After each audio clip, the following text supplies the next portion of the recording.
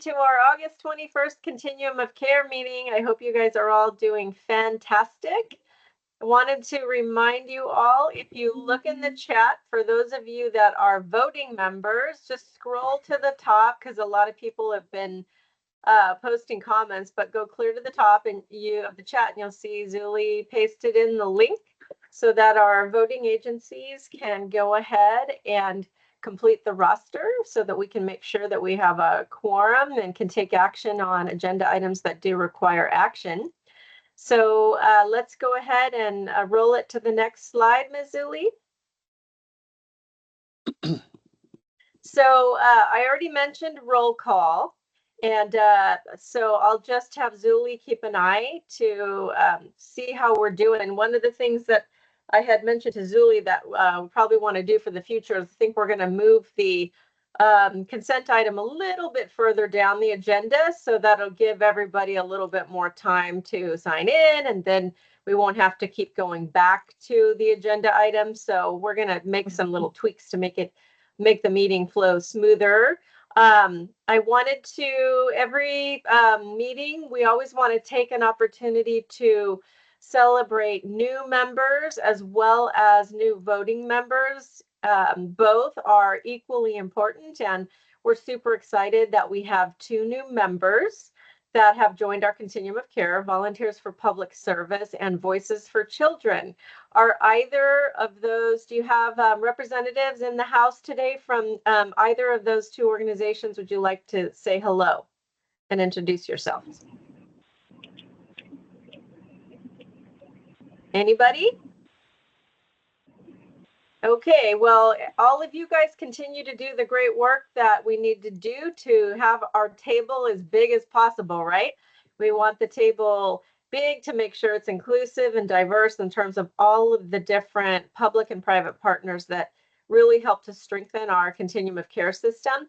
And before we move into the agenda, I wanted to just take a moment. I don't know if, this space that we work in, no matter if you're with a nonprofit, if you're with education, if you're with a county agency, if you're with a city, all of our different stakeholders, when you're in the business of preventing homelessness, helping those that are, affordable housing, this space is always very difficult. And for some reason right now, it sometimes seems like things will cluster in groups, and you may be feeling a little bit challenged for one reason or another. And I just wanted us to all take a moment to reflect on the opportunity that challenges bring.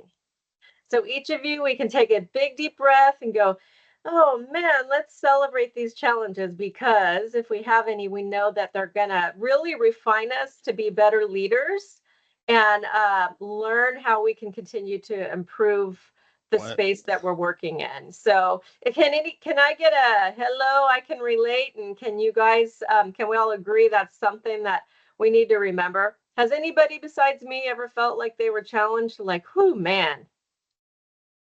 So isn't it exciting? Yeah, now you relatable. can say it again. No, I said it's relatable. That's young me, right. by the way. Yes. So just remember, oh man, I have such a great leadership opportunity. I have like 5 different challenges I'm dealing with, and I'm being refined as a leader, and I'm also going to be problem solving. Other thing too is, I don't know about you, but sometimes I find that some of these challenges that I can't figure out during the day, I wake up in the middle of the night with the answer. And then I text Tanya Torno and I wake her up. She's laughing. True story. True story. I know.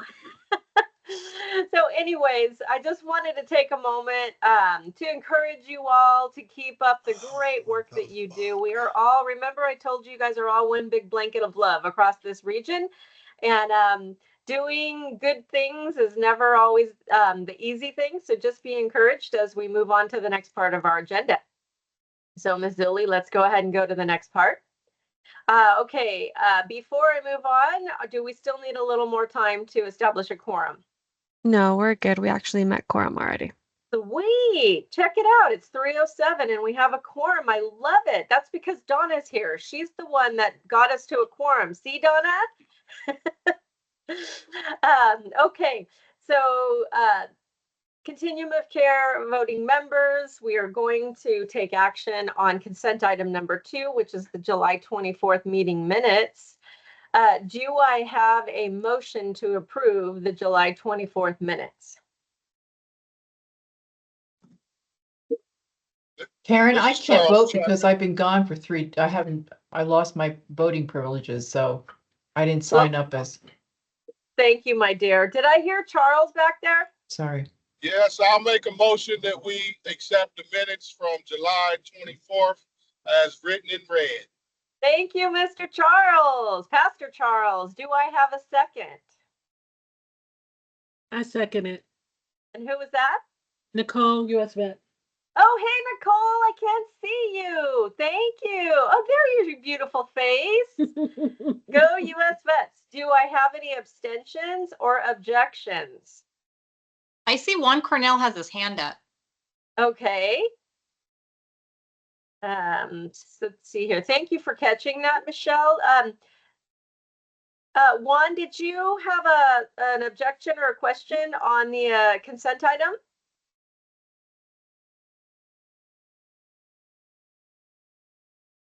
No? Okay. So hearing none, the item passes. Let's go ahead and move on to the next agenda item.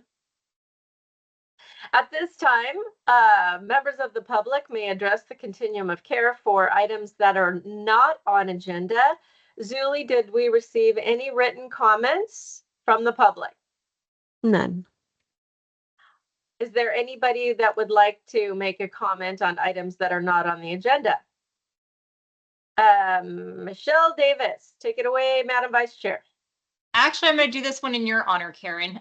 Karen put together a great panel discussion that's titled the Sub-Regional Homeless Solutions and Collaborative Best Practices.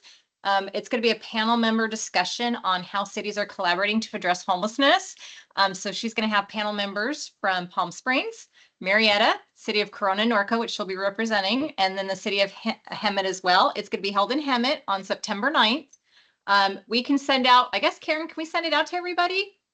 Or You is it know, just I League of think you'll have Cities? to ask Jesse Yeah, from well, Cal Cities. We'll ask if it can be. If not, we're hope to have some follow-up facilitators or panel discussions with our continuum of care as well. So just want to send a kudos to Karen for pulling the cities together to have this important discussion.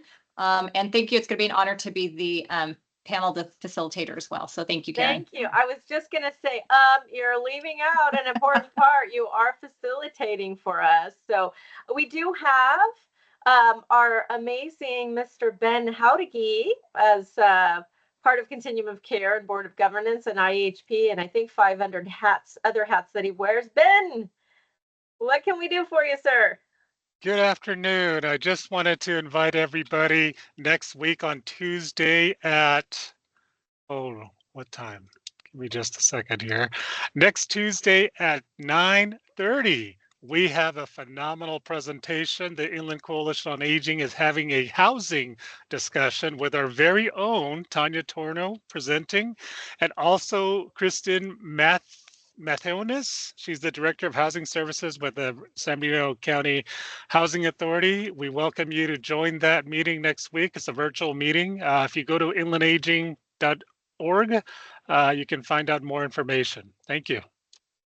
Thank you, Ben. Okay, anybody else? Hey, did you all notice the fancy timer? It's like we're at an official meeting. We all have a dais that we're sitting at. We have this fancy schmancy timer. Thank you, Miss Zuli, for helping to do timekeeping for us. Any other comments? All right, then let's go ahead and go to the next agenda item.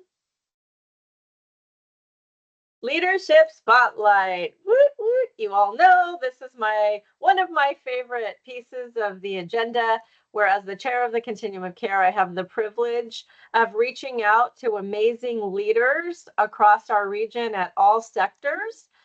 to be able to give us an overview of the amazing work that they're doing as leaders and how that work really contributes to strengthen and improve and assist clients and our whole system of care. And I reached out and asked for one of the superstars in housing and workforce solutions, and that is Stephanie Adams. I'd like to tell you a little bit about Stephanie. Stephanie has worked for the County of Riverside for 18 years, having spent 12 years at the Housing Authority and 6 years at the Workforce Development Division. During Stephanie's time at the Housing Authority, she worked on the county's largest rental assistance program and project managed the production of several hundred affordable housing units. I didn't know that about you, that you were in development. Way cool. Currently at our Workforce Development Division, Stephanie oversees programs that serve employers, youth, and adult residents. The programs that Stephanie oversees are designed for residents to obtain high-quality jobs while helping employers grow and expand. Stephanie has a passion for helping those that are in need. Everybody give her a warm welcome. Stephanie, we're so excited to hear your presentation. Thank you, Karen, and thank you for having me today. I'm so excited to be here. I hear all the time about the amazing work that everybody in the Continuum is doing, and really excited to partner with everyone. All right, Zuli, so if we can go ahead and start the PowerPoint. Okay, let's go ahead and go on to the next slide.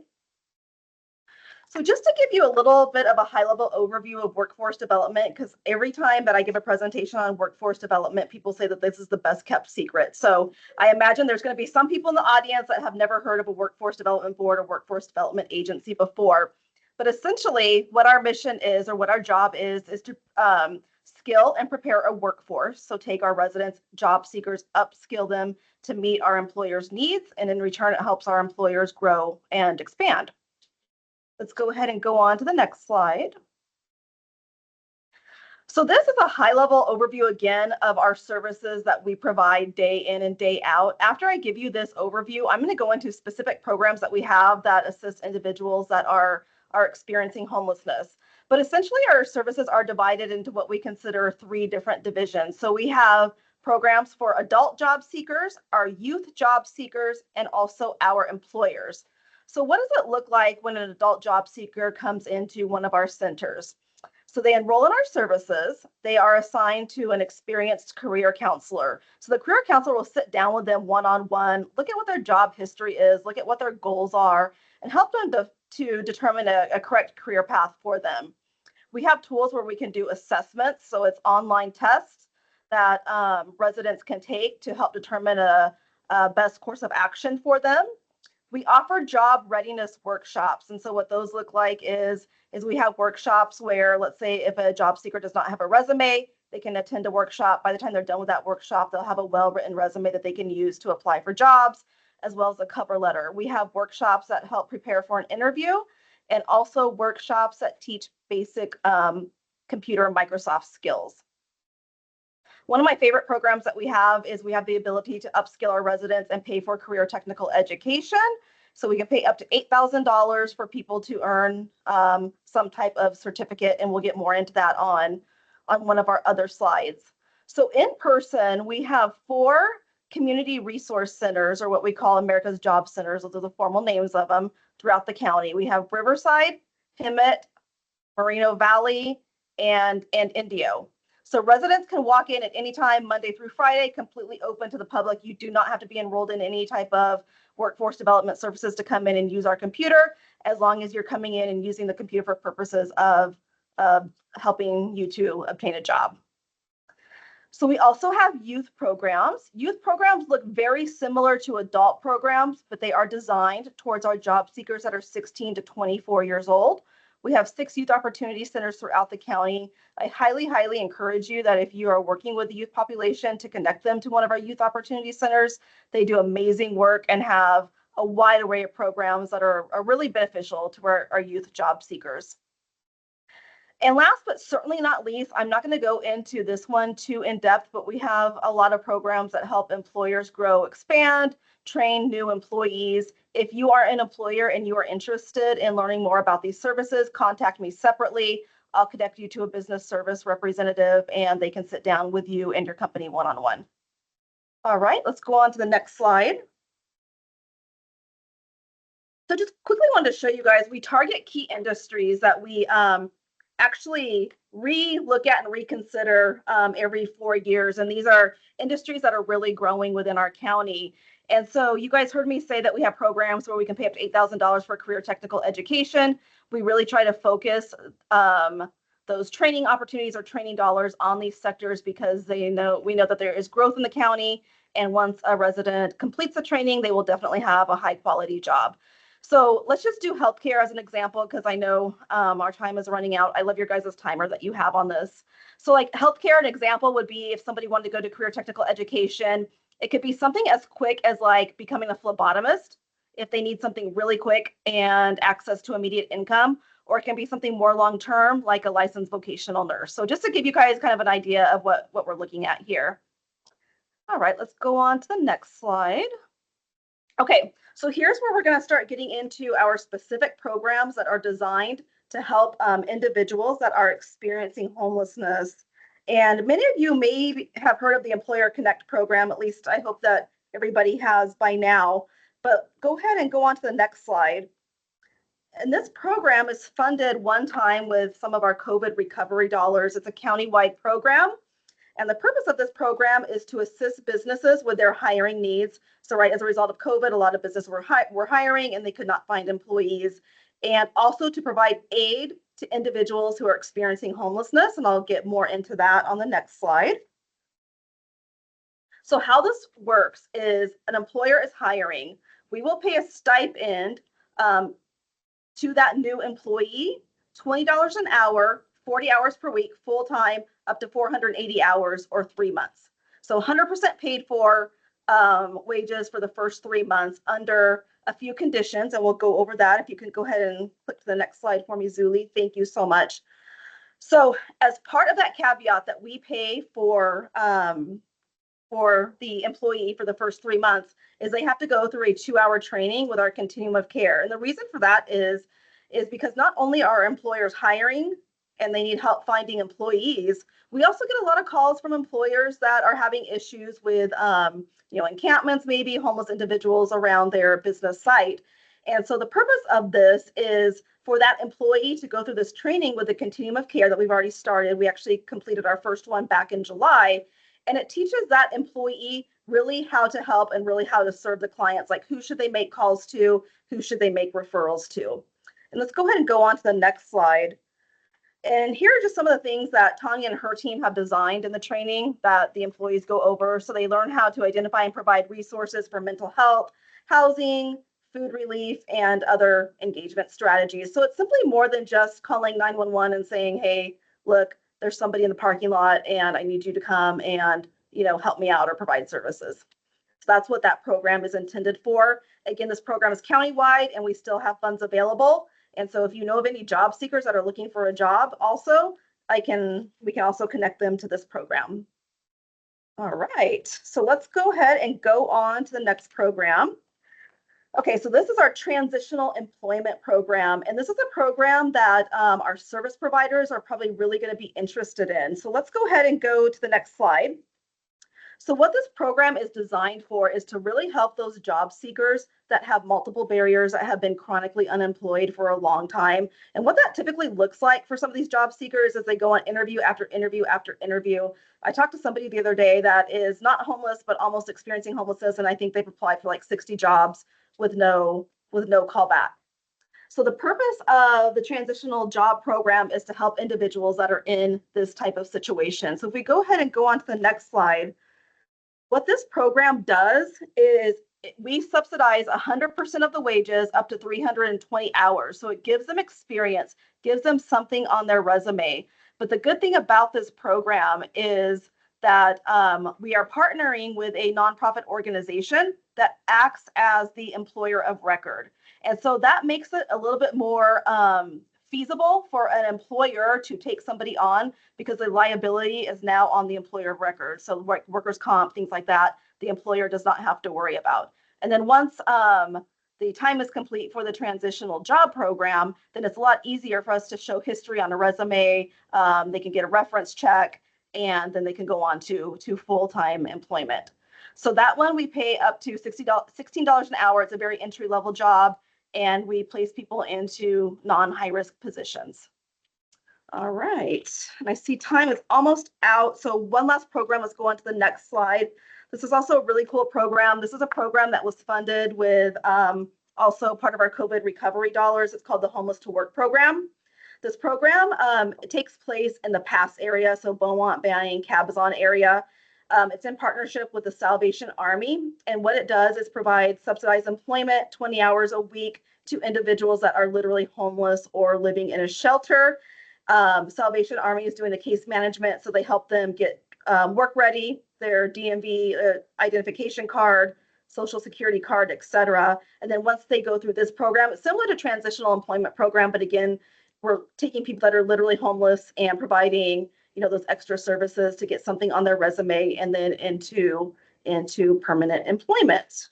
I know that was a lot, all in 9.5 minutes, but if we go on to the very last slide, I just wanted to show you guys where our locations are. I forgot to mention we do have a small satellite office in Blythe.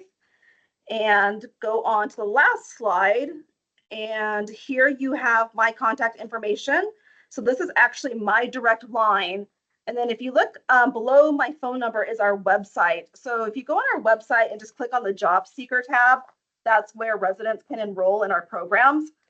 Once you get to that tab, it's pretty self-explanatory. If you go in there and you ever get stuck on something, there's a tab where you can just click email. It sends it to a general workforce email, and you can type any question that you or a customer might have. So it looks like time is up. So I don't know if we have time for any questions, but there's my email and direct line on there. And please feel free to reach out to me with anything that you might need. So Stephanie, thank you so much. Before I pass it to Tanya, two things that came to mind.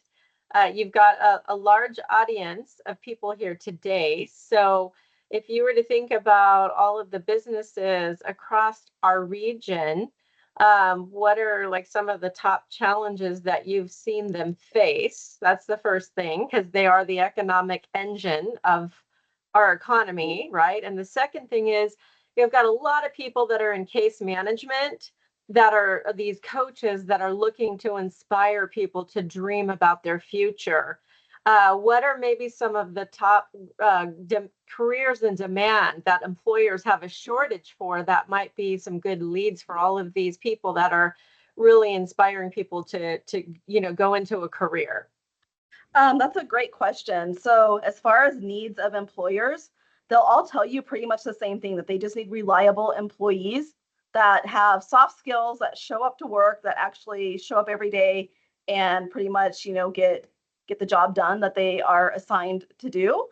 And that's where some of the case management can come into play, some of the workshops, some of the transitional job programs that we have. And some of the demand jobs that are coming up. So we are hitting a season where a lot of employees are hiring for seasonal work. It's definitely not something that's full-time or permanent, or that we would encourage somebody to look at as an ultimate solution, but it is there for individuals that have had a hard time getting jobs in the past. We can connect them to those seasonal jobs. Like Amazon is one, the Nordstrom's warehouse is another one. I think they're hiring for a couple hundred positions to help with seasonal opportunities. That gets people in the door somewhere. And then it allows also career coaches to work with people on a long-term plan. Okay, thank you. Miss Tanya. Thank you, Madam Chair. Stephanie, thank you for joining us today. I just wanted to acknowledge the great partnership that we've had with your division over the last few years. I think it's really important for individuals on the line to know that Stephanie has a background in housing. It's where she started and where her and I met 10 years ago, although she's been engaged in this work far longer than me, myself. And that is really, really important. And I think is a real part of why we're seeing the programs that we're seeing now, which really meet people where they're at, The Employer Connect program that she talked about, if I'm not mistaken, it's a program that Stephanie and Heidi thought up together as part of a solution to, bring businesses to the table and help educate them on the different resources available through our continuum of care so that they're not just resorting on calling 911 whenever they have someone who's coming into their business who is in need of services. Instead, they can be referred to one of our teams who can go out and engage and hopefully offer housing and services. So I just really wanted to make sure that the group here knew that. And then also just a last recognition that as part of our youth homelessness demonstration program, I feel so proud that all of our youth opportunity centers, which are funded through our workforce division, have agreed to act as access points so that as youth drop in those centers to get workforce training and coaching, they can also be referred to housing and services through our continuum of care. So we're being really intentional about connecting the dots so that, one, again, we can meet people where they're at, but also make sure that they get the full services that they need. So thank you, Stephanie, for leading that effort and being so open and creative throughout this entire process. Oh, thank you, Tanya. I always enjoy working with you and the team. It looks like we have a question from Kristen Malaby.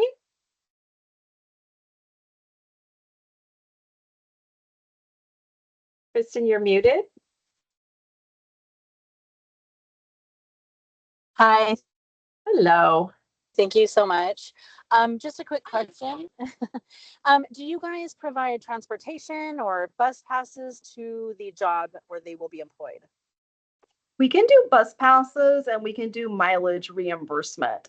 Sometimes those things aren't the most helpful. But if we look at our transitional employment program, and let's say you have a group of people all in one location, like maybe at a shelter that is work ready, then we could probably look at something like a little bit more innovative for transportation if we wanted to consider doing something like that. Anybody else?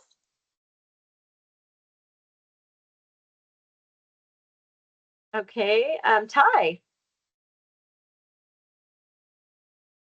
Stop by and they assist us with like job search.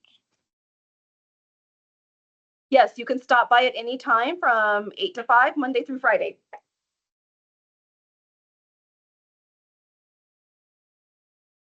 Okay, well, Stephanie, it's been an absolute pleasure to have you. And when I do come up for air, I'm super excited to hang out with you and see your beautiful centers and all of the vibrant services that you're providing across this county. Thank you for your leadership. And thank you from us to your whole team. I know you guys do amazing things. Thank you so much, Karen. You're welcome. Okay, Miss Uli, let's move to the next agenda item. Okay, agenda item 5, new business. And we have another presentation, Voluntary Organizations Active in Disasters. And we have Michelle Kelly, who I'm going to tell you a little bit about. Ms. Kelly is an Emergency Management Program Supervisor with the County of Riverside, EMD, otherwise known as Emergency Management Department. Ms. Kelly's worked in public safety for 29 years, woohoo, holding positions in fire suppression, fire prevention, investigation, public information and education, and emergency management. She holds an Associate of Science degree in fire technology and a Bachelor of Science in public safety and emergency management, and a Master of Arts in emergency management and homeland security. Ms. Kelly believes that her most important role is advocating for those she serves. She enjoys sharing her knowledge with others and working together to achieve great things, which is about what she's going to do right now. So everybody give her a warm welcome. Michelle, take it away. Okay, thank you. Thank you for having me here today. I'm here to tell you about the Riverside County Voluntary Organizations in Disaster. I want to read you something I wrote based on my experience in disaster response. The most difficult thing to witness is the suffering that people sometimes endure. Through my experience as an emergency responder, I have realized that many people in this world have far fewer resources and support systems than others. Sometimes this affects their resilience in the face of adversity, and at times this can carry grave consequences. Next slide, please. So I'm going to tell you about how the VOAD was born. This is a national program. It was born in 1970 after the 1969 Hurricane Camille, which was on the Gulf Coast. And organizations responded to support the unmet needs of residents. And what they found is that they were bumping into each other. They were duplicating effort. Some people didn't know what resources were available, and there were others who just didn't get the resources they needed. So in 1970, there were 7 major organizations who came together to join and create the National Voluntary Organizations Active in Disaster. And the intent was to coordinate resources, money, materials, and muscle. Please, next slide. This is our mission: streamline service delivery to people affected by disaster, eliminating unnecessary duplication of effort through cooperation before, during, and after an emergency. Next slide, please. Our core values include caring and compassion to those we serve, inclusivity, we don't turn anyone away, respect, non-judgment, and non-discrimination. That's super important to us. Our bylaws even underscore that theme. Equal partnerships, working together so we all benefit from our partnership, and providing hope. That's one thing that I hear most often from survivors is that they received some support and it gave them hope to continue on. Next slide, please. These are our VOAD partners. So all of these types of organizations, mainly nonprofits, who have a mission to serve during times of disaster. They may have a sunny day mission, but this is their rainy day mission, is to help those who are in need. Next slide, please. These are just some of the organizations who are part of our collaborative. And we have 30 organizations currently. We really try to have a diverse membership, but we're always looking for new partners. Organizations that serve persons who are unhoused is certainly one of those organizations or types of organizations that we're looking for. We have 30 member organizations, 10 affiliate members. Our affiliate members are our government partners and our private sector collaborators. Next slide, please. These are the types of services that we provide to those before, during, and after emergency. Case management, which is important to efficiently distribute needed resources. Donation management. As you can imagine, we receive a lot of donations from the community. They're very generous, but sometimes there's things that we don't need. Sometimes there's a lot of great things and we need to distribute them in a fair and equitable manner. Emergency preparedness training, such as community emergency response team training, LISTOS training, stop the bleed training are just some of those that are available. Food, clothing, and housing assistance, mass care and sheltering for when folks are evacuated from their homes. It's not safe for them to be home. Mental health care, short and long-term recovery resources. So those immediate needs, meeting those, and then how can we give some long-term recovery assistance for folks to help get them back on their feet? Utility assistance, and sometimes that can be a matter of keeping someone in their home after a disaster or not, and subject matter expertise. I think one of the areas that our organization would best benefit from is persons who are subject matter experts serving people with who are subject matter experts for persons who are unhoused. Next slide, please. So how does the VOAD work? So in a rainy day situation where we have a need for organizations to activate, the VOAD serves as an umbrella coordinating all of those non-governmental organizations. So we're all marching in the same direction. They are activated by the Emergency Management Department, and they're coordinated through the Emergency Management Department. So all of those CBOs, FBOs, NPOs, you get all the POs, all the organizations who want to help people, we all coordinate together. Next slide, please. So what's in it for the organizations who participate? A lot, I think. It's really important to me that organizations who come to the table benefit as well. So that's the disaster preparedness, tap into volunteer resources. For instance, American Red Cross oftentimes will host a sound the alarm event, and they'll ask for volunteers from our other member organizations. Opportunities such as training, emergency preparedness kits, collaboration. Together, I think we're smarter and we can do much more for our communities. Promoting your organization, letting people know what you do so that we can work together and tap into those resources. Networking, I feel it's feeding your soul by networking, and provide support to communities when they're in need during times of disaster. Next slide, please. So I want to tell you what we did during Tropical Storm Hillary. That was in August of 2023. Next slide, please. It was the most financially impactful disaster we've had in Riverside County to date. $126 million in damage. Some people got a little bit of rain. Other people, their homes were destroyed. It was quite impactful. Rainfall rates approached a 50-year storm for the Coachella Valley floor areas and in excess to a 1,000 year event in some mountain canyon areas. So quite impactful. Next slide, please. So these are the communities that were served. They were all in Coachella Valley. So we had 4 cities and 5 unincorporated areas that needed our help. Next slide, please. This is how folks tapped into resources and said, I need help. So there were a couple who reached out to the California Governor's Office of Emergency Services. Some contacted their city government directly.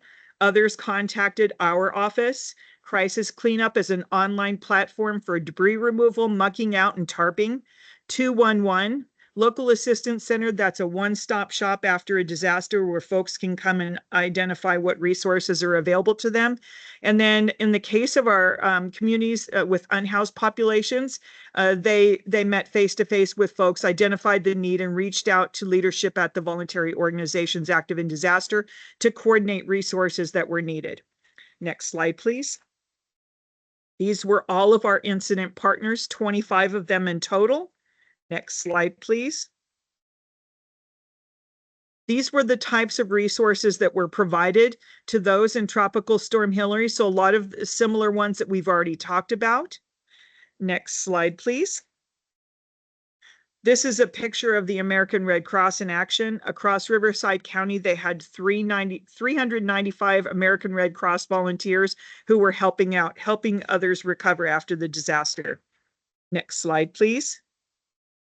Team Rubicon, they're prior military and they have a mission to serve. They don't want to stop serving.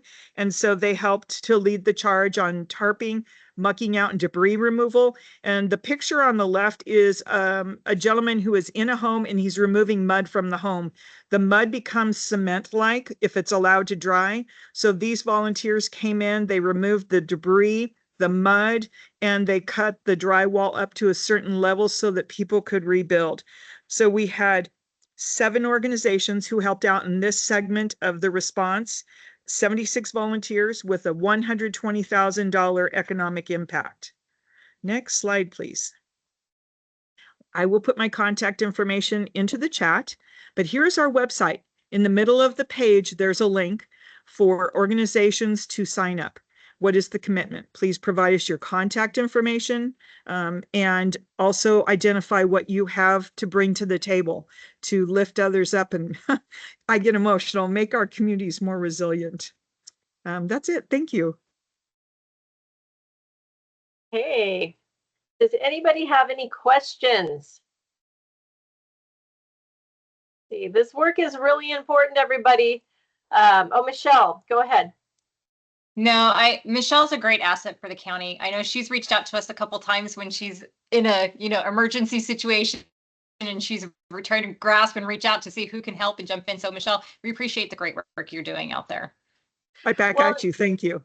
For those of you that are not with a city or a county agency, if you aren't aware of this, each of the cities have their own emergency operations center, as does the county for their emergency management department. And they're constantly working to make sure that they have plans of action to be able to pull a lever if we have some kind of an emergency. Just actually this week, our EOC got us all together in the city of Corona, and I know we're going to be having an all-day exercise.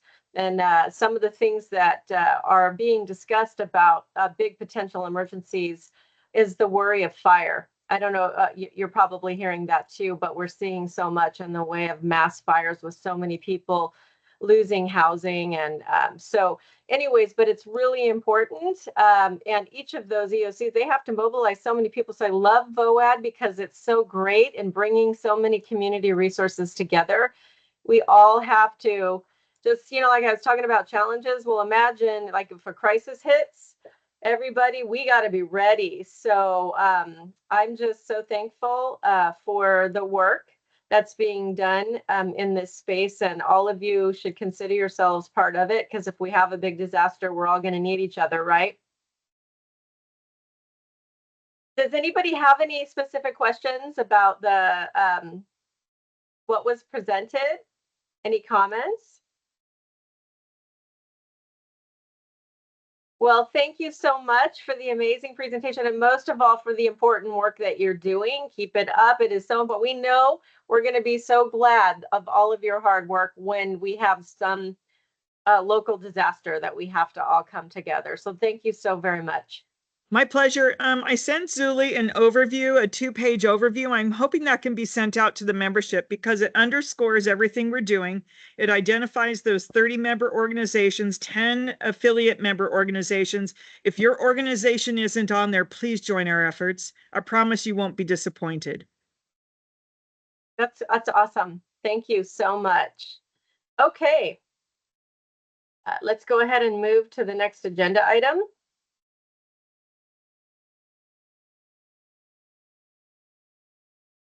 Okay, we have now agenda. My computer just kind of went wonky. What happened to this?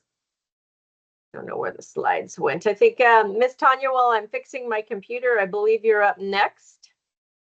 I am. Good afternoon. Again, I know sometimes we have folks sign on during the middle of the call, so I'll reintroduce myself. Tanya Torno, Deputy Director with Housing and Workforce Solutions, and I oversee our Continuum of Care division.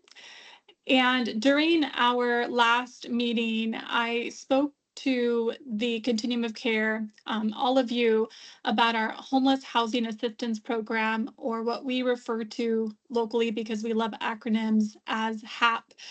And specifically, we were looking at our round 4 allocation. We recently submitted our application for round 5 in partnership with the City of Riverside, and are awaiting our full award or official award announcement. But at least now we are in a good place to begin moving forward on allocating round 4 funds to our region. So for today, what we wanted to do was to revisit the plan that we presented to the Continuum of Care and obtain approval from our membership body, all of you, to approve the budget allocation, which is on screen. So before moving on and getting a vote, we'll advance to the next slide so I can quickly refresh your memory on our discussion. So with in an effort to continue moving forward in a through a systems approach lens, we are recommending to allocate the $4.4 million that the Continuum of Care received into 3 buckets that will function together as a demonstration project where agencies who receive funding for street outreach and emergency shelter and rental assistance will all be working together to house 100 individuals. And on screen, you'll see a breakdown of what the plan entails. I know when we presented the plan last month, there was a lot of enthusiasm because we receive a lot of feedback from agencies who do this work, and probably the one sort of request that rises to the top is making sure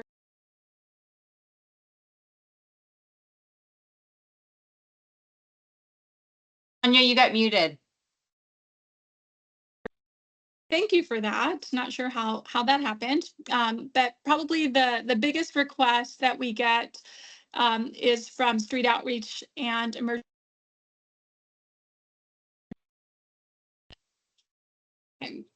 That happened a second time, so hopefully it won't happen a third. You know what? It's continuing to happen. So if it happens again, I might need to tag my team in for some help. But the biggest request that we've received is from street outreach and emergency shelters that additional support to ensure that people who are being engaged on the streets or are checking into shelters have resources to permanent housing. And so the plan before you does just that. The idea is that $1.8 million will be set aside for rental subsidies and security deposits, in addition to other move-in costs that are needed to help people move from homelessness or a shelter into permanent housing. And so if we advance to the next slide, we'll quickly just revisit or once again highlight some of the considerations we gave as we developed this plan, in recognizing that as a continuum of care, we are tasked with covering the entire county of Riverside. And we are very much looking at rolling out this plan in conjunction or in partnership with many of our city partners who have their own street outreach teams or regional teams that cover multiple cities. And so the idea would be to ensure that the teams that are covered through this funding can cover those areas that may not already have sort of regular teams going out and engaging residents in a specific area. Usually that includes unincorporated areas of the county, but it also includes some cities that, again, don't have sort of designated homeless assistance teams. The second piece of this is that we know that a lot of people that go into emergency shelter may only be utilizing a bed for a day, maybe a couple weeks, in order to take a shower, in order to obtain a meal. And the resources provided through this allocation, again, would ensure that shelters are provided with adequate resources to be able to provide full case management to those individuals, while also receiving supports from the direct street outreach teams that facilitated that connection to the shelter. And then on the other end, to see the person through, the rapid rehousing providers that will be supporting that person onto their next and permanent destination. I think another key piece of this is that we understand and recognize that while a lot of people will need sort of ongoing assistance to be able to stabilize in housing, there are a substantial number of folks who really just need light touches in order to resolve their homelessness. And so to the extent possible, we want to be able to facilitate reunification with family members and assist with diversion. So providing minimal financial assistance to help as many people get or resolve their housing crisis. So as mentioned at the start of this meeting, and if we advance to the next slide, our plan is to essentially release a request for proposals where we would solicit vendors that are interested in carrying out any of these three activities and would work together in a very, very coordinated way to house 100 individuals across our entire county. The estimated performance period is January 1st, 2025. And so that is the date that we would expect all projects to begin, start, and serve people, and would go through June 30th, 2025. Our plan is to release the RFP this week, but by at latest next week. And so at this time, I will open it up first to see if anybody has any comments or questions. Again, I just want to emphasize these funds are allocated to the continuum of care. And so what you have to share with us matters. And I just want you to know that we are always jotting down your ideas and feedback. We don't want to move forward without first obtaining your consent and approval. Thank you. So Tanya, thank you. Julie, if you can go back to the first slide that has the overview of the funding buckets, would be good. And then we'll take questions. I have a couple of comments too, but I want to open it up to those that have questions. So we'll start with James. Yes, will this RFP be sent to our emails? We will be sending out an announcement to everyone that is signed up with the Continuum of Care listserv, and then we will also post the RFP on our website. That's fantastic because we do all that stuff, so I'm excited. If you don't get it, James, you know how to find us, coc@rivco.org. Awesome. Okay, Carol. Can you hear me? Yes. Hey, Carol. Welcome. Hey, thanks. My question is, the timeline is 6 months. And I was just wondering why it was such a short timeline to execute the project. That may have been my bad. Sometimes I announce dates wrong, but the actual time period of performance would begin January 1st, 2025. And Zuli, if you can quickly advance to the last slide, I believe it goes through 2020. I think it was a boo-boo on the slide.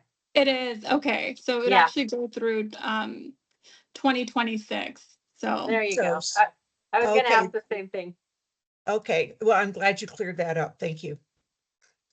I'm glad you asked. Okay. Okay, Maricela? Never mind. It was the same question that the 6 month with aggressive for 100 members for rapid rehousing. Same concern. You know, I'm tempted to say not for this continuum of care. You guys have a way of making the impossible possible. But I agree.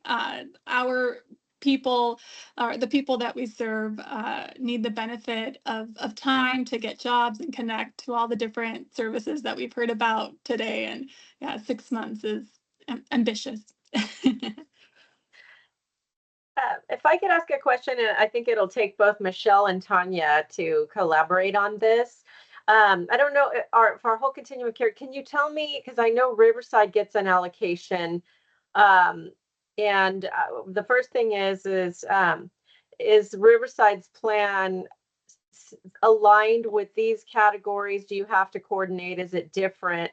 I know Riverside will have its own RFP process. And Michelle, I think your allocation, can you talk about how much you guys receive and if you guys will have, what opportunities you'll have? I hope I'm not putting you too much on the spot.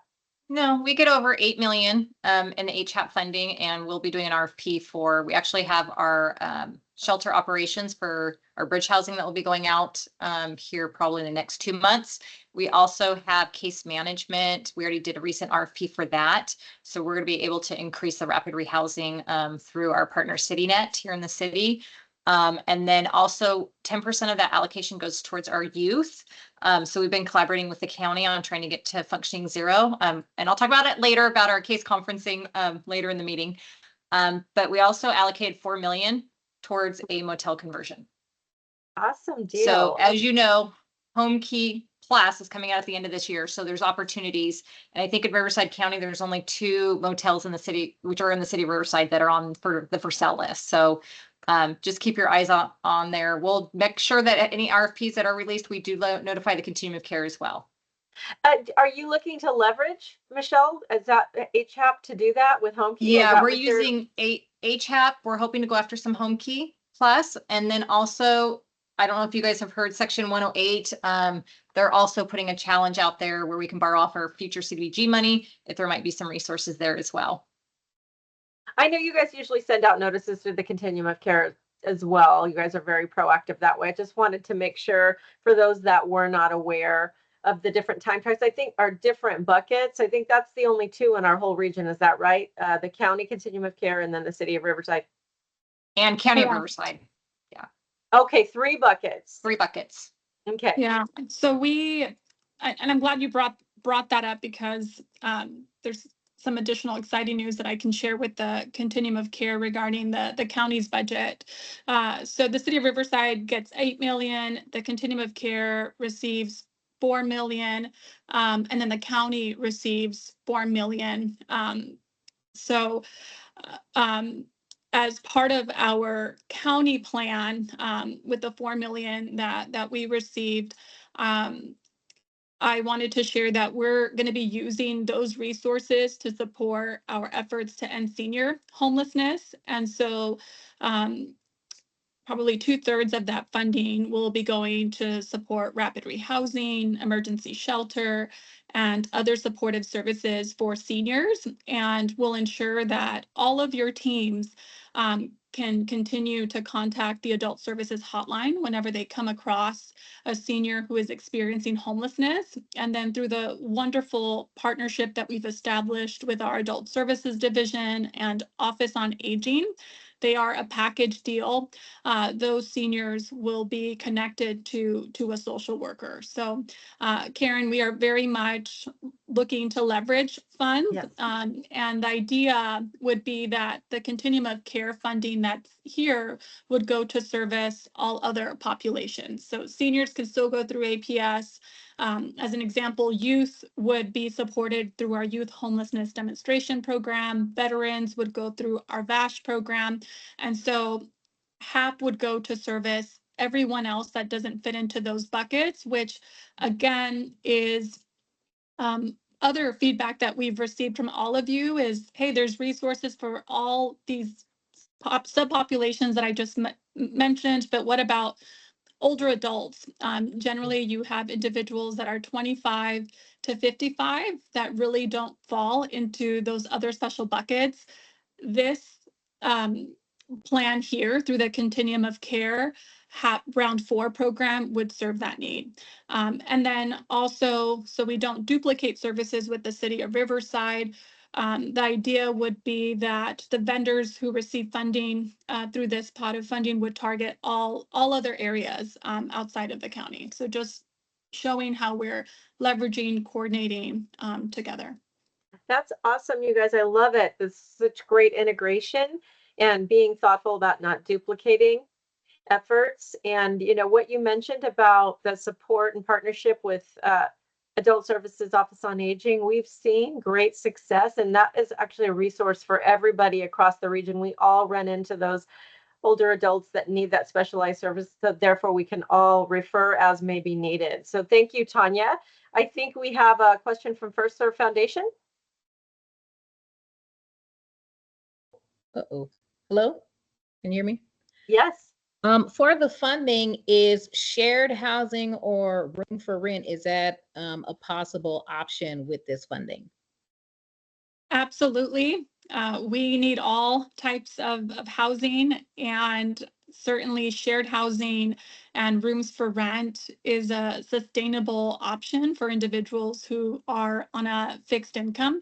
And oftentimes, right, it's not always someone's forever home, but it's the quickest way to get them off the street, help them build their I was going to say resume, but basically like their housing stability, so that they have a good reference check when they're ready to move into their, an individual apartment, as an example. But thank you so much for asking that question. Yes, we need more shared housing. Okay, let's see. James, did you have another question? Or Yes, I wanted to know, is this to target all of Riverside County or could we focus on one city? Good question, James. So we are looking for providers to help us reach the entire county, but certainly agencies that are submitting proposals could indicate what areas of the county that they would be able to target. We may come back during the application process and say, hey, we have a gap here that needs to be filled. Can you help us with that? But certainly in your proposal, you should indicate which areas you are able to cover. Thank you. Okay, let's see. Carol, did you have another question? I do. Okay. First of all, I'm understanding then that besides the HAP RFP that's coming out, there will be some additional RFP from utilizing the county funding. Is that correct, or did I misunderstand? I think that, Tanya, I don't know if you guys are, because you already have a contractual arrangement with Office on Aging and Adult Protective Services. So you're probably going to just probably augment those existing agreements or some, yeah. Correct. Okay. But it'll be available to your region, Carol. Don't worry. Like if you have clients that need those resources and those target population, you will have access to the resources. And then my other question is for Michelle. The funding that that Riverside received, will the RFP be open to cities outside of Riverside proper? If you're serving Riverside residents, yes. Thank you. You're welcome. Let's see. Did I get Becky Ruiz? Hey, Becky. Hey, how are you? Good. Welcome. Let's hear what you got. Quick question. Do you have to apply for all three categories, or can you do one or two, or? You can do one, you can do two, you can submit an application to carry out all three. So that's really up to each agency's capacity. Okay, and one follow-up question. Is it 100 households for each category or just total? Total. 100 households total. Yeah. So we're all working together to meet this goal. Okay. Miss Tanya, I ask this a lot, and so I hope I'm not putting you on the spot, and if it's appropriate for HAP, but did we weave any opportunities in for capacity building and collaboration? I might have missed that. Karen, I knew you were going to ask that. So we and I want you to know that we are adding additional points to this RFP and to our HUD Continuum of Care application that supports regional coordination and to supports agencies that are newer and are partnering with existing organizations to carry out this work. We are very interested in helping each of you facilitate those connections. We were able to do that last month with one of our newer organizations. And so if there is anyone here that's new to the table and would like us to help connect you with someone who's been carrying out this work for a longer period of time and may be interested in a subcontract, let us know. Again, we're happy to facilitate those introductions. Thank you, Tanya. And all agencies are important, but my heart is for the little guys that don't have the capacity and need to build it and need to be teamed up with those larger organizations because they don't compete well for some of these complicated grants. So Tanya, thank you for being gracious and putting up with me. Woohoo! Thank you. Does anybody else have any other questions? Did I get everybody? I see some hands still up, but I think you guys are left over from before. One last opportunity before we move on to the next agenda item. Becky, Karen, are you good? We do need a vote for this item. Thank you. So thank you for the reminder. Okay, do we need to vote on the buckets? Is that what that right there? That's it, yes. Okay, at this time, members of the Continuum of Care, we do need to take action. I know that we do have a quorum, and so we need to take action on agenda item 5.2 HUP round 4 budget allocation.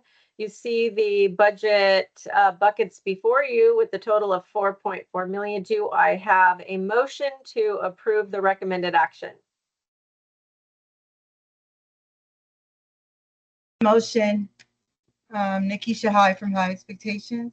Hey, Nikisha, thank you. Okay, do I have a second? I second it, Carol from Faith in Action. Thank you, Carol. Do I have any abstentions or objections?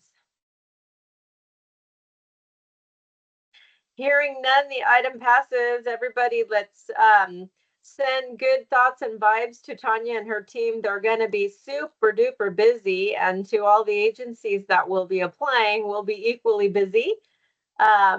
We look forward to the results of the RFP process and this exciting infusion of funding into our region. Thank you again, Ms. Tanya, for all your great work and the work of your team. Okay, let's go ahead and move on to the next agenda item. Agenda item 6, standing items. Miss Emma, C2C lead agency update. What you got for us, Miss Emma? Good afternoon, everyone. Thank you, Madam Chair. Emma Perez-Singh, COC Division Manager. Next slide, please.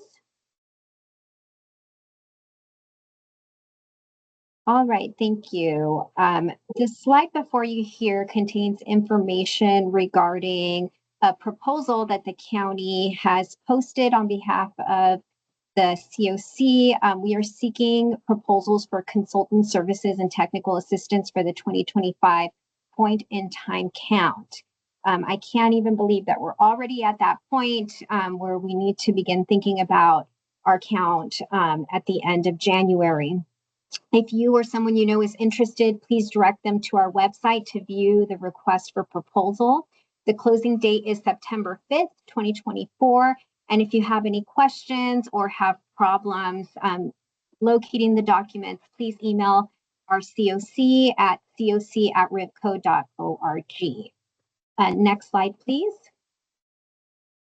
All right, we have been bringing you updates regarding our 2024 HUD COC. I'm happy to announce that the RFP for the 2024 HUD round is going to be released before the end of the month. We are working diligently to make sure any updates to the NOFO have been incorporated into the RFP. A non-mandatory pre-bid meeting will be held within a week of release, and an email will be going out to the COC with details when the RFP is posted, and also with details regarding the bidders conference. You will be able to find the bid documents on our website, and I will post the link in the chat in just a moment. Also, the project leads for this are Jamie Goodner and Catherine Wormley, and we can also drop their contact information, but they are also located on the bid document. Next slide, please. We also have a new opportunity this year for an RFP called, or excuse me, a NOFO called the HUD COC Build. This is a $175 million total available under this NOFO. However, $35 million has been set aside for COCs located in states with less than 2.5 million people, which I think Riverside County has about that amount of people. The maximum funding our COC can apply for is $7.5 million, and there will be 25 awards across the nation, with 3 going to tribal governments. And I say all of that because this means that this funding will be highly, highly competitive. But we feel that Riverside County is positioned to submit a competitive application. HUD is encouraging projects that are in the pipeline, but has made new construction, acquisition, and rehab eligible. Only one project will be selected. However, CRCs are able to submit a second project with a tribal nation for an additional $2 million. The period of performance for this funding is October 1st, 2025 through October 1st, 2030. There is a match requirement of 25%, and COCs are required to review proposed COC build applications locally. And if more than one application is received, the COC must determine which application it will submit to HUD. As a result, we will be posting an RFP to receive proposals from the community on potential projects. HUD is encouraging COCs to use the scoring criteria included within the NOFO, and there is a minimum threshold that HUD has noted within the NOFO, which is a minimum of 60 points. And information on scoring criteria and additional eligibility requirements can be found within the NOFO document, which I will also post in the chat after my presentation has been completed. And please note that the project lead for this NOFO is Natalis Nee, who is the Administrative Services Officer here at the COC. As I mentioned with the other RFP, an email will be going out to the COC with details when the RFP is posted, and you will be able to find the bid documents on our website. And I believe that concludes my update, and I will pause for questions. So, Ms. Emma, before we open it up, back to the point in time count, we have a lot of different diverse organizations here. As I understand it, it's not the whole development of methodology, data analysis. It's very targeted in terms of coordination. A lot of the partners that we had before are going to, can you elaborate a little bit more on that? The details are located within the RFP, so I don't want to misspeak based on what's in there, but we are looking for someone to plan, coordinate, and conduct the count. The data methodology piece will be done with in coordination with our COC consultant and our data team, but this person will be integral in planning, putting everything together, communicating. They'll work alongside the COC team, managing volunteers, but the scope is very detailed in the RFP. And, you know, we encourage anyone who's interested to please go to the website and read the document for the information. Awesome. Is that just one last question for me before we throw it out there? Is Joe Coletti working with us on, I know he's got lots of insights into how we can be extra competitive in that one NOFO that you mentioned that's not guaranteed that we're going to have to compete for. Any particular things that he's aware that can help us, and anything we need to do in the CFC that can help to support? I know you'd ask us, but this is, we always want to do everything we can to get, it's never a guarantee. And I know last time we had the unsheltered NOFO, everybody was so excited, and then we didn't get the funds. I know it was because it went to larger counties, right, that have more unsheltered. But anyways, any comments on that? So there are requirements on leveraging funds. There are references to tax credits and other funding opportunities that have already been made available. So you would score higher if you've already secured some of those funding sources. There is also, again, a preference for projects that are already in construction and are leveraging other funding. So I think it was page 26 has a matrix with the information, and it specifies which types of funding they're looking for certain projects to have in order to receive full points in those areas. So without really saying these are the projects we're looking for, I mean, you kind of infer from the information that's being provided, there's specific projects that they are looking to fund. Got it. It looks like Greg might want to weigh in.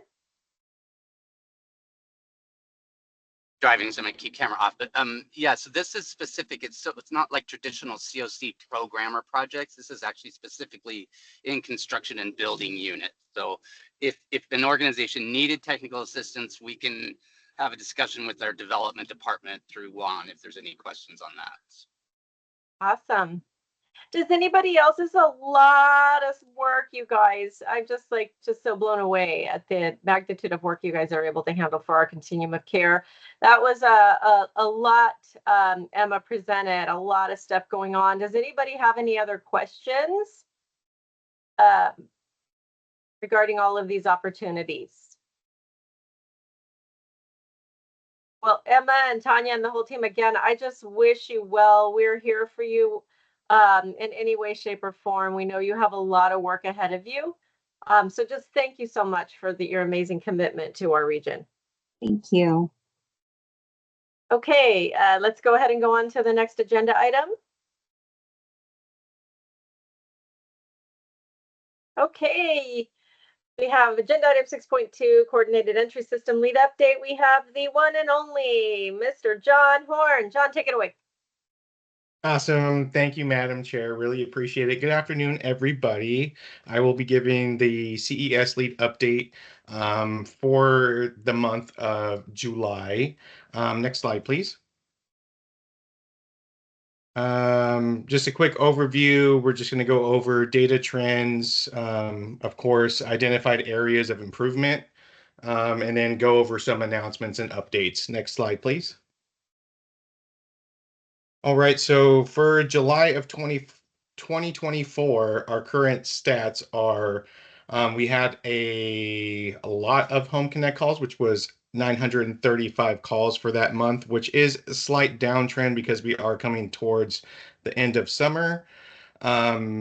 Next, we have 866 people currently on our community queue. We have 132 open home connections, so hopefully we could actually get all those people housed. That would be awesome. For the month of July, we actually housed 33 people. Current areas with the highest numbers is the city of Riverside, Indio, and Palm Springs. Next slide, please.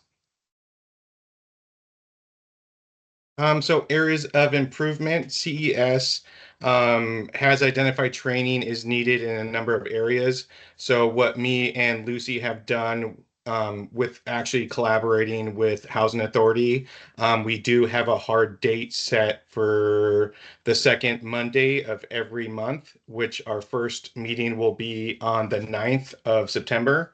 Where we're going to be pretty much answering any type of questions that deals with CES. If you're unsure of how to enroll a client or anything that deals with CES, we will be in a 1-hour office meeting. Then the next hour, we will be going over open home connections that we have, and Housing Authority will be available to answer those questions because a lot of these home connections are through Housing Authority and PBVs. So if you're wondering where your client is at, or if you didn't hear anything, yes, we will be sending it out to all of our partners so you guys could be able to come on and talk about that. Next slide, please. And of course, we do have our case conferencing meeting. This is held one time a month. So if you do have a client that you would like to go over their case to try to connect them to housing, if it is a hard client or you feel like you're running into some barriers, please reach out to homeconnect@ruhealth.org. And we could not only give you this form, we can actually schedule you an appointment so we can go over your client's case. Next slide, please. And we are always looking for presenters. We do this once a month. So if your agency or if you know anybody that you would like to hear more resources about or information about, feel free to reach out to us at homeconnect.ruhealth.org, and we'd be able to try to schedule that agency at our next meeting. Next slide, please. And of course, recommendations. If you guys have any recommendations, this is how this office hours thing did come up. We did hear you guys. So if you do have any recommendations for CES on any way we can make it better, please let us know. Next slide, please. And it looks like that is it for me. I am open to any questions anybody has. Does anybody have any questions? I did want to ask John and Tanya. I thought I remembered at one point Marcus talking about, was it restructuring coordinated entry? I'm trying to remember, was it restructuring VI SPDAT? Can you help refresh my memory, Miss Tanya? I think we talked about it at one of the conferences. Yes, so we are working closely with, and I forget the exact vendor, so I apologize, but we are currently working on restructuring the assessment tool that we use to essentially prioritize people and determine their vulnerabilities. There has been a lot of criticism around the current VI SPDET tool on a national level, primarily because, as you all know, as we all know, the information that is collected is all self-report. And there are a series of very sensitive questions that ask individuals around how many arrests that they've had in the last year, how many times they've been hospitalized, whether they're using substance use. And the way that those questions are answered really, right, center around each person's comfort level and the trust that they have with the person in front of them, and also their unique experiences with the system. So in order to address that challenge, the credit here goes to our RUHS behavioral health team, who has taken on procuring a vendor working with a university that is going to be linking our HMIS system with other systems that are used throughout the county, such as hospital, jail, and behavioral health data as a start, that would look at whether individuals have had actual engagements with those systems and prioritize individuals based on those connections. So we know from a meeting 3 weeks ago that included behavioral health in our team that the university that is working on this is already taking a look at our HMIS data to begin to look for patterns of not only, you know, within our system, but within those other systems that we mentioned. And we're excited because this is definitely one huge step forward in integration and ensuring that our different systems are talking and looking at ways to target vulnerable clients. So John, I don't know if you want to add more, but there is progress being made. And I think we can get an update from behavioral health maybe during our next meeting on that, because they have made significant steps forward. I'm really happy about their current progress. So new Yeah. tool. I'm Yes, sorry, Tanya, John, go ahead. yeah, you hit it right on the nose. We are currently in the process connecting with this team.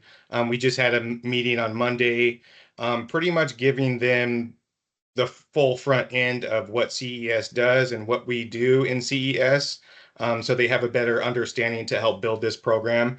But yes, we are coming up with a better tool to be able to use to judge people on where they should be, their vulnerability, their actual vulnerability, because just exactly what Tanya said.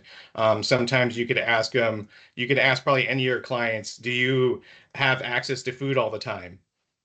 They're probably going to say yes, but the truth is that these clients do not. They can get food when they can. So just like Tanya said, those are some issues that we have seen and that we are continuing to work on and make better in our county. Well, you guys, I'm excited to hear that we're going to be moving away from, you know, the sort of the HUD one size fits all. It sounds like they've loosened and are providing more flexibility locally. I can't wait to hear more. Thank you guys so much. Does anybody, yes, Gina.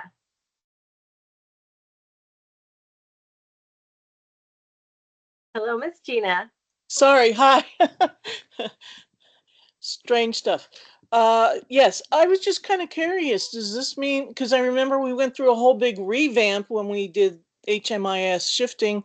Are we going to be doing that again to integrate the other fields and things, you know, the information that one place has to us, or we just are tapping into each of these things? So the good news is we did a lot of the heavy lifting, Gina, as you described, when we transferred into a new HMIS system. And so I am very confident that we won't have to go through that again. I think the real the real work will sort of happen as people are identified and exampled through street outreach and they're enrolled into HMIS. Is that through through that process, as an example, behavioral health or our CES lead would then download all that information into a system that looks for matches across the different by name lists in the jails and the hospitals in behavioral health. So a lot of the work will be done on that end to look for mutual matches. There will definitely be training that we'll have to coordinate with the CES team because the information that is collected upfront will change. In some ways, it'll be reduced, right? Because you're not going to have to ask all the BI-SPDAT questions that are currently collected, but we'll still be tasked with collecting some basic demographic information to be able to facilitate those matches. So more to come, but it will not be as daunting and as it was in 2020 in the middle of COVID, guys, when we did this huge transfer from client track to BitFocus. I had almost forgotten, Gina. Yeah, you didn't want to remember that. Okay, thank you. Okay, anybody else before we move to the next agenda item? Thank you, John. Thank you, Tanya. Okay, let's move to the next agenda item. Okay, this will go quick. You have, regarding the committees, you can access in the Google Drive the reports that are referenced under the committee reports. We did not have any requests for letters of support this last time. Boo! Yeah, Michelle and I'd love to sign those for you guys. Whenever you're applying for grants, we are here for you. So please don't forget coc@rivco.org. You can always get us to support you. We want to see more resources into the region. No annual performance reports that have been posted for your review in the Google Drive. Next agenda item. Do we have any suggestions or call for agenda items for our next Continuum of Care meeting? Speak now, or feel free to submit your suggestions to coc@rivco.org. Anybody? Okay, next agenda item. Announcements. Does anybody have any announcements? Don't be shy, you guys. All right, Miss Michelle, what you got? Sorry, I just want to announce the head bash changes that were recently made to the program where the veterans benefits no longer count towards the household income. And I want to say thank you to our teams that advocated for that. We went to the National Alliance to Ending Homelessness. We went to Capitol Hill.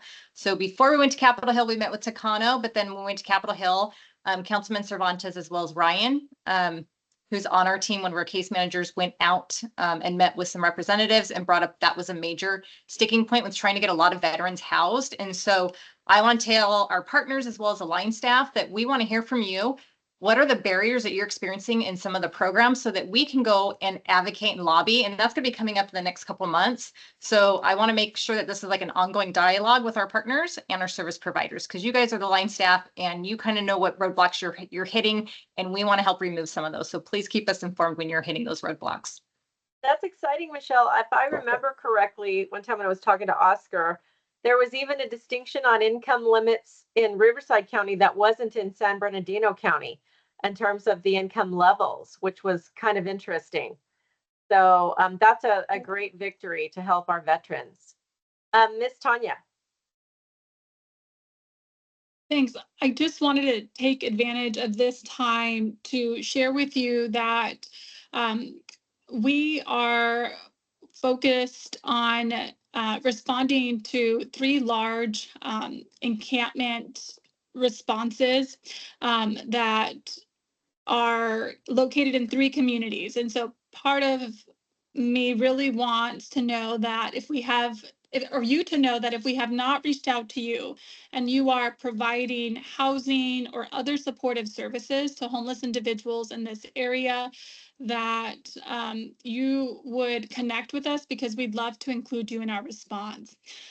We are currently coordinating with teams in the city of Desert Hot Springs, as well as the unincorporated areas in Lake Elsinore and in the city of Moreno Valley. And I wanted to thank Step Up on Second, Jewish Family Services at the Desert, Salvation Army, and our county teams, RUHS Behavioral Health, who always come through, in addition to adult services for helping us work very closely with those jurisdictions to offer housing and related services to unsheltered individuals there. In all three cases, I'm happy to share that we have been provided with significant notice, more than 30 days, to work with residents prior to the cleaning up of those encampments happening, and which makes us really, really happy. And so the additional plug I will make here is that during our last meeting, we encouraged all of you to reach out to your local police departments and to make sure that they know of the services that you're providing. These efforts are very much being coordinated with all the city and county public safety teams in each jurisdiction. So they are working closely with us and very supportive of, making sure that the unsheltered residents are offered services before the cleanup happens. And we know that's not always the case. There are many situations where individuals are only given 48, 72-hour notices, which isn't enough time and often just moves the problem to a different jurisdiction. We appreciate, want to encourage you to continue making those contacts, make sure our public safety teams know where you are and what you do, so they know to call you. And again, if you need help making those contacts, that's what we're here to do. Thank you. Thank you, Ms. Tanya. Greg, did you have, I saw you on and then you went off. Did you have something to say, Mr. Rodriguez? No, Tanya covered it. I just wanted to emphasize, like she did, that we're really working closely with our cities and they're being very cooperative about a compassionate and systematic continuum approach to these encampments instead of just sweeping. So it's a good example of how we've communicated that partnership after the grants pass decision. Thank you both.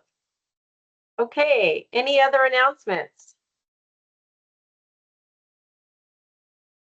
Okay, let's go to the next agenda item. Many of you may remember you remember our wonderful Monique, who handled all of the youth programs and working with the Yak and the Yab. She had a parting request before she went on to her new job. Was it ICH, Tanya? Remind me where she went to work. Yes, ICH. Correct. Yes. Yeah. Okay. At the state. And Cordell had a profound impact on her life and many others, and was an amazing, beautiful soul that just did so much in terms of helping others in our continuum of care. I remember when I first came on the scene, what an impact he had towards me in terms of helping me answer questions and point me in the right direction. And so what I would like to do is read this slide to all of you about his life. And then if we can, after I read the slide, take a moment of silence to remember him. And also, as we take a moment of silence, let's reflect on our own lives, because each of you only have so many days, so many hours, so many minutes. And so what are we doing to redeem the time that we have to give back and make a difference that impacts generations to come? And I think we can look at the example of Cordell and be encouraged by that. So with that, I'm going to read this. Cordell is a remarkable soul who dedicated his life to advocating for others, a man of faith, a man with a heart of gold. His legacy will remain a guiding light.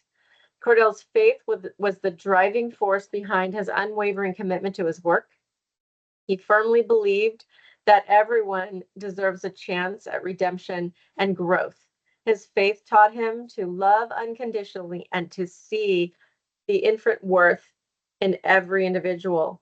In his presence, hearts found solace, knowing that they were truly seen and valued.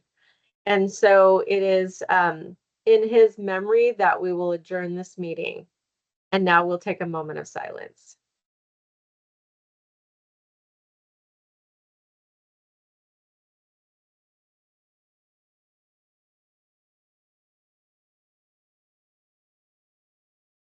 Thank you, everybody. Okay, I think the last slide that we have is the upcoming meetings. The only comment I have on that is just to give you a little heads up, the Board of Governance meeting may change, I think, because of some pressing items. So it may be sooner than October the 17th, if I'm not mistaken. Is that correct, Ms. Tanya? Yeah. Okay. So always you want to, you have all of the information for future meetings. And we just want to say thank you for your commitment, your hard work, and everything that you do to work together to transform lives. And I hope you all have a beautiful, beautiful rest of your day and rest of your week. Take care.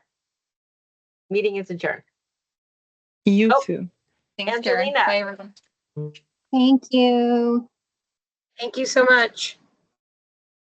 Hey, everybody. Bye, guys. Thank you. Take care. Karen, Have fun, Michelle. Tanya. Michelle.